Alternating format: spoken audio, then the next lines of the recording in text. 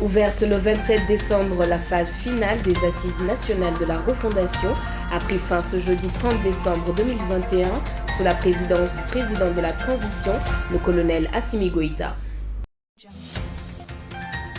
Grand Une social, les enseignants signataires du 15 octobre 2016 en grève de 120 heures, ils réclament l'application de l'article 39. Le Mali est à sa 4e vague de Covid-19. Le respect des gestes barrières, le port du masque et l'utilisation des gels hydroalcooliques sont des habitudes que les Maliens délaissent de jour en jour. 577 cas ont été enregistrés ce mardi 4 janvier 2022. Les détails avec le professeur Akori Agi Iknan, médecin de santé publique. Bonsoir mesdames et messieurs et bienvenue dans ce journal. Comme je le disais en titre, la phase nationale des Assises nationales de la refondation ont pris fin ce jeudi 30 décembre 2021 à Bamako. Il s'agissait de la suite des phases communales, locales, régionales et celles ayant concerné les Maliens de l'extérieur et les réfugiés. Ainsi, les participants ont retenu 534 résolutions fortes. Ladji Dambélé, membre du Conseil national de la refondation, revient sur ces résolutions. Écoutons.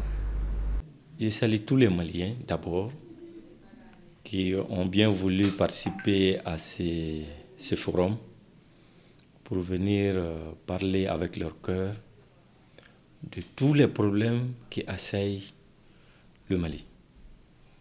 De la crise sociopolitique, socioculturelle, socio-institutionnelle, multidimensionnelle. Toutes les crises, on en a parlé. D'abord, sur le plan institutionnel, nous avons demandé à ce qu'il y ait une nouvelle constitution. Parce que c'est dans la constitution qu'il y a les différentes institutions qui sont citées. Nous avons demandé l'officialisation de nos langues nationales. Vous savez que c'est le français qui est notre langue officielle. Nous avons demandé à ce que les 13 langues qui sont là, que les 13 langues qui sont écrites et parlées aussi soient aussi officialisées. Ça, c'est les grandes lignes. Mais maintenant, sur le plan administratif et tout ce qui s'ensuit, nous avons demandé à ce que la réorganisation territoriale qui est en cours soit effective avant toute élection. Et ça, c'est très important. Parce que nous avons besoin d'une carte administrative. Le Mali a besoin aujourd'hui d'une carte administrative. Et si cette carte administrative est faite, les circonscriptions électorales vont être déterminées en fonction de la carte. Les circonscriptions administratives, les collectivités, les circonscriptions en tant que collectivités territoriales vont être déterminées en fonction de cette carte administrative. Et cela va permettre à l'administration de faire un maillage territorial et que le déploiement de l'administration sur le terrain va être fait en fonction de la sécurisation du pays. Et aussi, nous allons aussi voir, en fonction de tout ça, les élections vont être organisées. Et cela ne peut se faire que selon un chronogramme bien déterminé. Même la détermination de la circonscription électorale va être faite en fonction de cela. Donc, tout ça a été discuté. Mais maintenant, sur le plan culturel, sur le plan art-culture, nous avons demandé à ce que les semaines culturelles soient encore remises à jour. Sur le plan de l'éducation, de l'enseignement, il faut que la fonction enseignante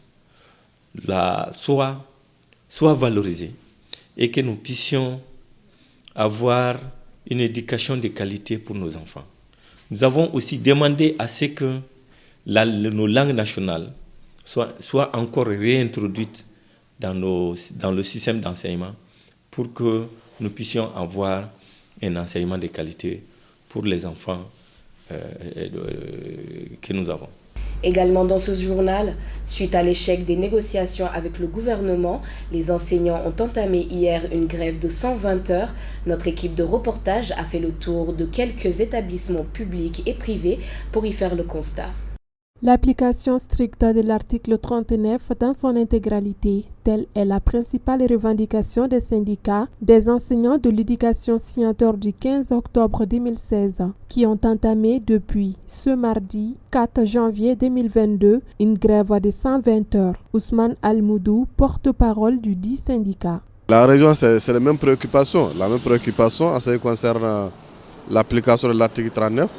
Vous savez, dans le cadre du dialogue social, lorsque vous déposez un préavis, l'objet c'est d'amener le gouvernement sur la table de négociation pour que vous discutez par rapport à une préoccupation. Nous avons estimé que, au regard de l'ordonnance prise par le gouvernement qui remet encore les acquis des syndicats de l'éducation, nous avons estimé bon de demander au gouvernement d'appliquer l'article 39. Et cette application s'est traduite par l'élaboration d'une nouvelle grille au personnel enseignant. Nous avons mené des négociations avec le gouvernement et on s'est rendu compte que le gouvernement n'est pas disposé à donner une nouvelle grille au personnel enseignant. Donc si le préavis est déposé, il faut qu'il soit consommé. C'est ce qui motive le déclenchement du préavis de ce matin, de 5 jours qui va s'étendre sur 2 semaines, n'est-ce pas? Et 3 semaines pendant 3 jours pour cette semaine et 2 jours pour la semaine prochaine. Le chèque des négociations, selon le porte-parole, est dû au manque de volonté de la partie gouvernementale à résoudre le problème des enseignants. Nous avons demandé à nos structures à l'intérieur et à Bamako de rencontrer les parents d'élèves, de rencontrer les CGS, de rencontrer les autorités scolaires, les autorités religieuses, je veux dire, pour les expliquer les bien-fondés du mouvement. Ensuite, après ce préavis, nous allons déposer un autre préavis et nous sommes en train de préparer une marche pacifique nationale que nous allons organiser soit à la fin de ce mois ou au début du mois prochain sur l'ensemble du territoire national. Les enseignants prévoient d'autres actions plus fortes pour se faire entendre. Nous ne sommes pas sur la même longueur. Lorsque nous demandons l'application de l'article 39, donc l'élaboration d'une nouvelle grille pour le personnel enseignant, le gouvernement, lui, s'inscrit dans l'octroi d'une prime, de la majoration d'une prime qui existe déjà. Vous savez, les enseignants disposent d'une prime qui s'appelle la prime spéciale des responsabilités.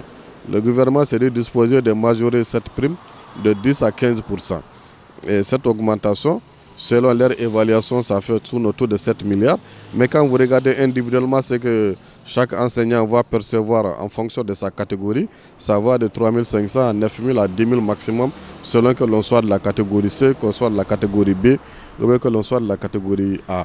Mais ce n'est pas ça la demande des syndicats de l'éducation. Les syndicats demandent l'élaboration d'une nouvelle grille du personnel enseignant parce que nous savons que dans notre statut, il y a un autre article qui parle des primes et des indemnités. Au moment venu, si nous devons demander l'application de cet article, nous allons le faire. Mais aujourd'hui, ce qui est demandé, c'est l'application de l'article 39, ce qui doit se traduire par l'élaboration de la nouvelle grille du personnel enseignant pour lesquels le gouvernement n'est pas disposé pour le moment. Ainsi, les écoles sont complètement vides et fermées. Selon Cheikh Abdelkader Tunkara, syndicaliste du SNEB, cette situation joue beaucoup sur les élèves, les parents d'élèves et les enseignants eux-mêmes. C'est toujours le problème de l'article 39.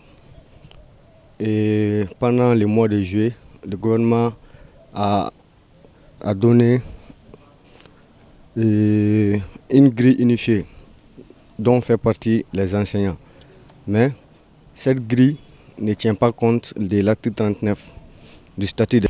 Et enfin, mesdames et messieurs, pour clôturer ce journal, nous parlerons santé. Chaque jour, le Mali compte de nouveaux cas de contamination à la Covid-19 et fait face désormais à sa 4e vague. En effet, avec cette saison froide déjà propice aux infections respiratoires, il y a une remontée progressive du nombre de cas avec un pic très élevé. Selon le professeur Akori Ag Iknan, médecin de santé publique, le nombre de cas positifs enregistrés cette semaine a atteint un pic extrêmement important avec 577 nouveaux cas. Il est au micro de Mariam Keita, Roger Kanouté. Nous avons depuis un certain temps amorcé la 4e vague de l'épidémie. Et j'avais dit, la première vague qui a duré 32 semaines, pratiquement le pic était à 71 cas. Ensuite, nous avons une deuxième vague, beaucoup plus intense que la première. Et celle-là, le pic, c'était à 141 cas. Et nous avons eu une troisième vague où nous avons eu le pic pratiquement à 314 cas. Et maintenant, on est dans la 4e vague. Et vous voyez, on vient d'atteindre hier le pic à 577 cas. Et chaque vague est beaucoup plus intense, non seulement en termes de morbidité, c'est-à-dire nombre de cas, mais aussi en termes de décès. Donc franchement, nous sommes pratiquement à la 85e semaine de cette épidémie, depuis le début. Et aujourd'hui, je pense que il est extrêmement important que les Maliens se rendent compte que ce n'est pas encore fini. Donc il faut que les uns et les autres s'y mettent pour qu'ensemble on puisse en tout cas amoindrir les effets de cette épidémie. C'est l'évolution normale de l'épidémie. Regardez, en Europe, ils amorcent même pratiquement la 5e phase dans certains pays. Et avec ces différents... Le monde maintenant, comme je l'ai dit, c'est pratiquement un seul village. Les gens voyagent un peu partout.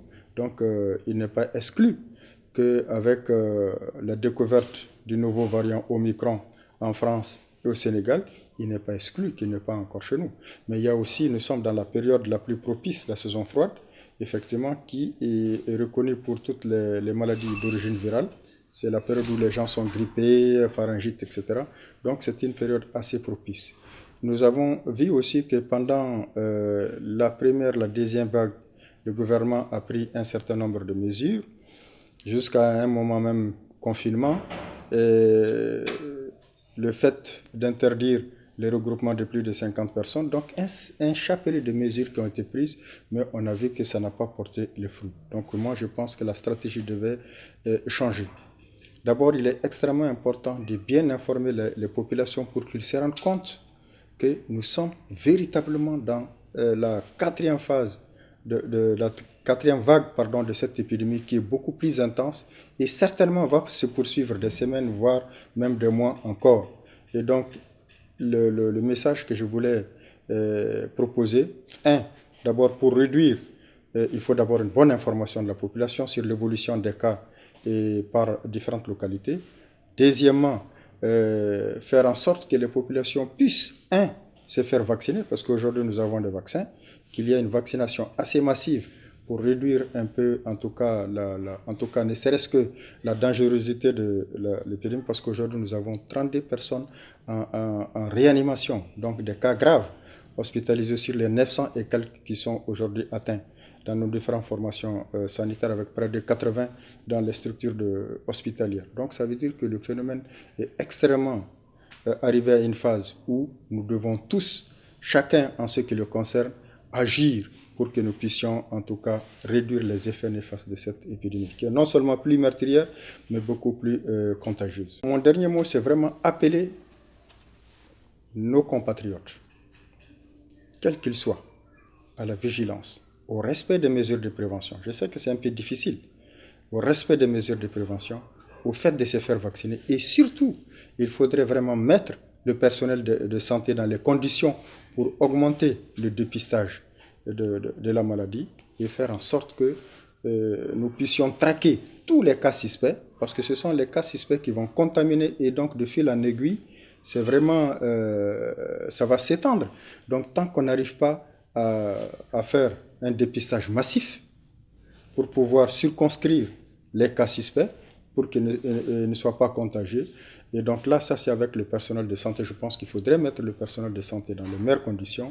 Et ceci va les permettre aussi d'élargir, en tout cas, d'élargir la vaccination au niveau de toutes les régions du pays. Je pense que c'est ensemble que nous pouvons agir pour que chacun prenne conscience qu'il est non seulement potentiellement à risque de contracter la maladie, et deuxièmement, il a la capacité de pouvoir la transmettre à ses proches, sa famille, ses voisins, ses collaborateurs, etc. Et donc de répandre le virus, et ce qui n'est pas vraiment facile. Le Mali déjà traverse une situation extrêmement difficile.